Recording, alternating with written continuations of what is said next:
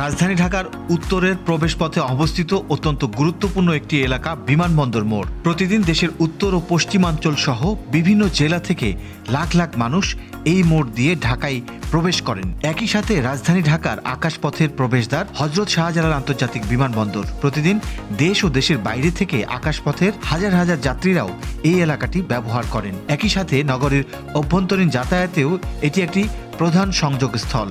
ফলে সকাল থেকে রাত পর্যন্ত এই এলাকাটি থাকে অত্যন্ত ব্যস্ত এবং যানজটপূর্ণ। এই বাস্তবতার মাঝেই সবচেয়ে ঝুঁকিপূর্ণ দৃশ্যটি হলো পথচারীদের সড়ক পারাপার। ফুটওভার ব্রিজ থাকা সত্ত্বেও অধিকাংশ মানুষ ঝুঁকি নিয়ে চলন্ত গাড়ির সামনে দিয়েই রাস্তা পার হন। ফলে প্রতিদিন দুর্ঘটনার আশঙ্কা তৈরি হয়। এই সমস্যার স্থায়ী সমাধান দিতেই এখানে নির্মাণ করা হচ্ছে দেশের সবচেয়ে বড় ও আধুনিক পথচারী আন্ডারপাস। এই মেগা প্রকল্পটি নির্মিত হচ্ছে হযরত শাহজালাল আন্তর্জাতিক বিমানবন্দর এলাকার আশপাশ জুড়ে। প্রায় 1070 মিটার দীর্ঘ এই আন্ডারপাসটি শুরু হয়েছে আশকোনা হজ ক্যাম্প এলাকা থেকে এবং সংযুক্ত হবে বিমানবন্দরের বিভিন্ন terminal, rail station, BRT station এবং ভবিষ্যতের মেট্রো রেল নেটওয়ার্কের সাথে। মাটির নিচে চলছে এক বিশাল কর্মযজ্ঞ, যা ঢাকাবাসীর যাতায়াতের সংজ্ঞা বদলে দেবে। প্রিয় দর্শক, আপনারা যারা গত মাসের আপডেটটি দেখেছিলেন তারা জানেন যে আশকোনা হজ ক্যাম্প থেকে বিমানবন্দর রেলওয়ে স্টেশন হয়ে টার্মিনাল 3 পর্যন্ত বিস্তৃত হচ্ছে দেশের প্রথম আধুনিক মাল্টিমোডাল হাব আন্ডারপাস।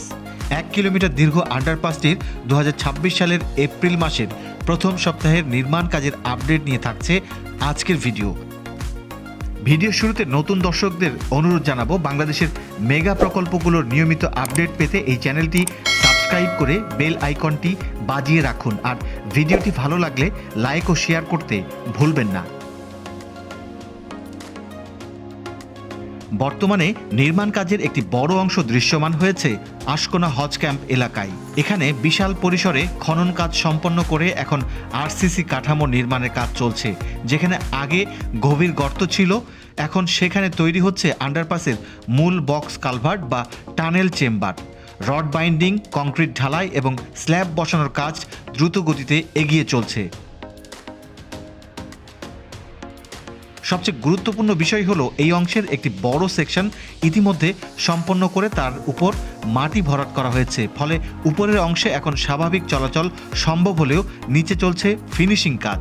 ধীরে ধীরে এই জায়গাটি আগের সড়কে ফিরে আসছে, অর্থাৎ আন্ডারপাসটির উপরে মাটি দিয়ে ভরাট করা জায়গায় এখন সড়ক তৈরি হচ্ছে। এখানে কার্পেটিংয়ের মাধ্যমে আবারও নতুন সড়ক তৈরি করা হবে। আশকোনা হজ ক্যাম্প এলাকা থেকে আন্ডারপাসের মূল প্রবেশ পথের যে কাঠামো তার রড বাইন্ডিং প্রায় শেষের দিকে। এই এন্ট্রি পয়েন্টটি অত্যন্ত গুরুত্বপূর্ণ, কারণ এখান থেকেই হাজিরা এবং স্থানীয় পথচারীরা সরাসরি এসকেলেটর বা ট্রাভেলেটরের মাধ্যমে মাটির নিচের শীতাতপ নিয়ন্ত্রিত মূল টানেলে প্রবেশ করবেন। এপ্রিলের গরম মোকাবেলা করার জন্য শ্রমিকরা শিফটিং ডিউটির মাধ্যমে কাজ চালিয়ে যাচ্ছেন। আশকোনা থেকে রেললাইন পর্যন্ত যে বিশেষ ড্রেনেজ নেটওয়ার্ক বসানোর কথা রয়েছে তার পাইপলাইনেরও কাজ সমান্তরালে এগিয়ে চলেছে। এই প্রকল্পে ব্যবহার হচ্ছে আধুনিক কাট অ্যান্ড কাভার পদ্ধতি, অর্থাৎ প্রথমে মাটি খুঁড়ে বড় গর্ত করা হয়, এরপর সেখানে কংক্রিট দিয়ে টানেলের বডি তৈরি করা হয় এবং শেষে এটিকে আবার মাটি দিয়ে ঢেকে দেওয়া হয়। এই পদ্ধতির ফলে দ্রুত নির্মাণ সম্ভব হয় এবং উপরিভাগে স্বাভাবিক কার্যক্রমও বজায় থাকে। বর্তমানে মাটির নিচে ঢেকে দেওয়া টানেলের ভেতরে চলছে এসি ডাক্টিং, ইলেকট্রিক্যাল ওয়ারিং, ট্রাভেলেটর বসানোর প্রস্তুতি এবং ড্রেনেজ ও পানি নিষ্কাশন ব্যবস্থার কাজ। বিশেষ করে বর্ষাকালে পানি জমে যাওয়ার সমস্যা এড়াতে উন্নত পাম্পিং সিস্টেম স্থাপন করা হচ্ছে।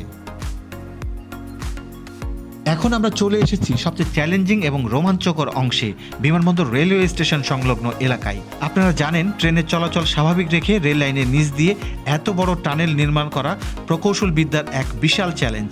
প্রকল্পের সবচেয়ে চ্যালেঞ্জিং অংশ হলো রেল লাইনের নিচ দিয়ে টানেল নেয়া।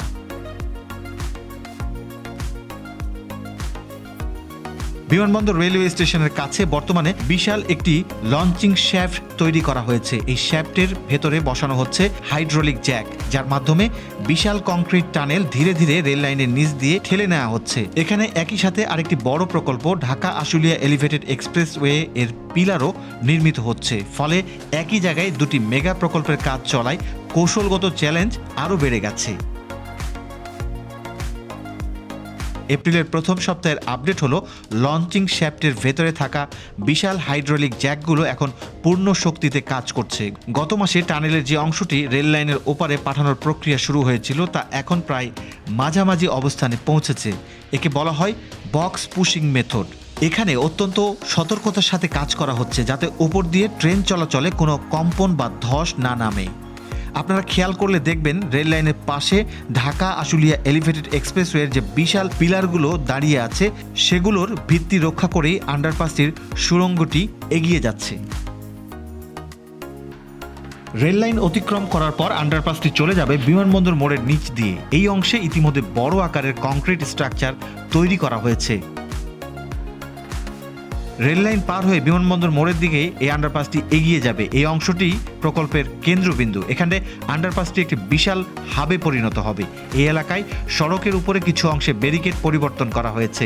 এটি মূলত আন্ডারপাসের বিভিন্ন উইং বা শাখা সুড়ঙ্গগুলোর সাথে মূল টানেলের সংযোগ দেওয়ার জন্য করা হয়েছে।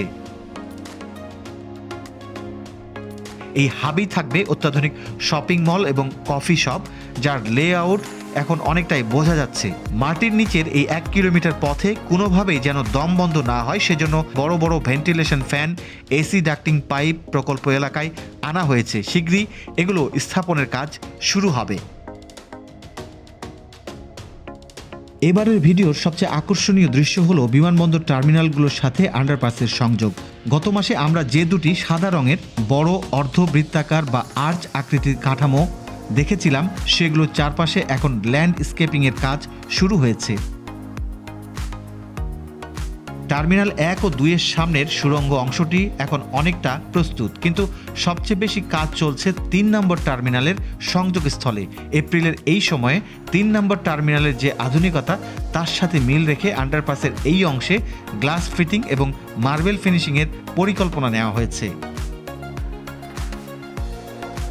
আপনারা দেখতে পাচ্ছেন ভারী ক্রেন ব্যবহার করে বড় বড় কংক্রিট বিমগুলো সুনির্দিষ্ট স্থানে বসানো হচ্ছে। এই অংশটি চালু হলে একজন যাত্রী বিমানবন্দর থেকে নেমে 3 নম্বর টার্মিনাল দিয়ে বের হয়ে সরাসরি মাটির নিচে এই আন্ডারপাস ব্যবহার করে রেলওয়ে স্টেশন কিংবা বিআরটি স্টেশনে চলে যেতে পারবেন।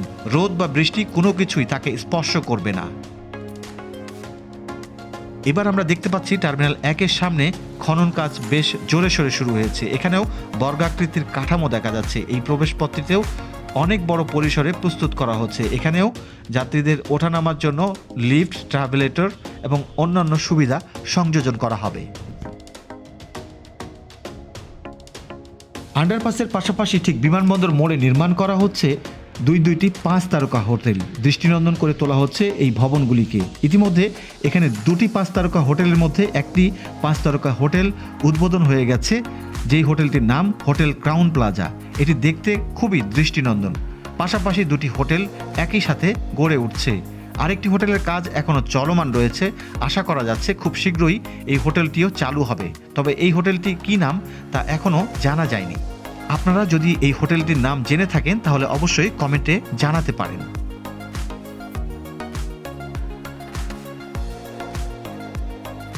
সড়ক ও জনপথ অধিদপ্তর এবং সেনাবাহিনীর 24 ইঞ্জিনিয়ার কনস্ট্রাকশন ব্রিগেড যৌথভাবে প্রকল্পটি বাস্তবায়নে কাজ করছে। আধুনিক এই আন্ডারপাস নির্মাণে ব্যয় হবে প্রায় 1183 কোটি টাকা। প্রকল্পের বর্তমান কাজের গতি এবং বিশালতা বিবেচনা করলে ধারণা করা হচ্ছে যে আগামী 2026 সালের শেষ নাগাদ অথবা 2027 সালের শুরুর দিকে এই আধুনিক আন্ডারপাসটি জনসাধারণের ব্যবহারের জন্য উন্মুক্ত হতে পারে। যদিও নির্মাণ কাজের জটিলতা এবং ভূগর্ভস্থ ইউটিলিটি লাইন স্থানান্তরের কারণে সময় কিছুটা এদিক সেদিক হতে পারে, তবে কর্তৃপক্ষ লক্ষ্যমাত্রা অনুযায়ী দ্রুততম সময়ে কাজ শেষ করতে বদ্ধপরিকর। একবার চালু হলে এটি হবে বাংলাদেশের যাতায়াত ব্যবস্থার এক অনন্য মাইল ফলক, যা বিমানবন্দর এলাকায় দীর্ঘদিনের যানজট নিরসন করে যাত্রীদের জন্য স্বস্তির পথ তৈরি করবে। প্রিয় দর্শক, বিমানবন্দর আন্ডারপাস নিয়ে আজকের ভিডিও এ পর্যন্তই। এতক্ষণ এই ভিডিওটি দেখার জন্য সবাইকে অশেষ ধন্যবাদ জানাচ্ছি। সেই সঙ্গে নতুন দর্শকদেরকে আবারও এই চ্যানেলটি সাবস্ক্রাইব করার অনুরোধ জানিয়ে শেষ করছি আজকের ভিডিও। সবাই ভালো থাকবেন। আল্লাহ হাফেজ।